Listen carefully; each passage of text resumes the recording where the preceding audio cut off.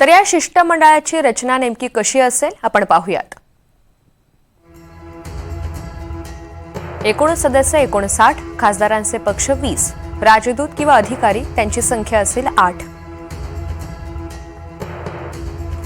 विरोधक 20, सत्ताधारी 30, राजनैतिक 8 आणि त्रयस्थ 1, भाजपमधील 22, काँग्रेसमधील 6, आपमधील 2 आणि टीडीपीमधील 2 सदस्य असतील।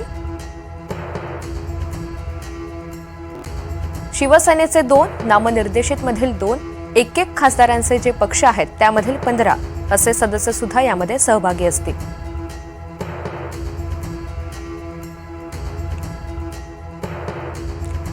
कोण कोण नेतृत्व करणार तर गट 1 चं नेतृत्व बैजयंत पांडा भाजपचे नेते ते करतील।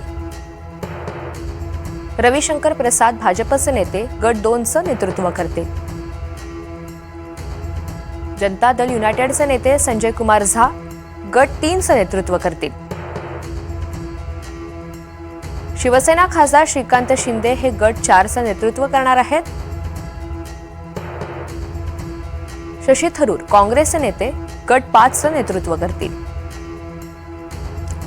तर गट 6 चं नेतृत्व कनिमोळी द्रमुकच्या खासदार आहेत त्यांच्याकडे देण्यात आलेलं आहे।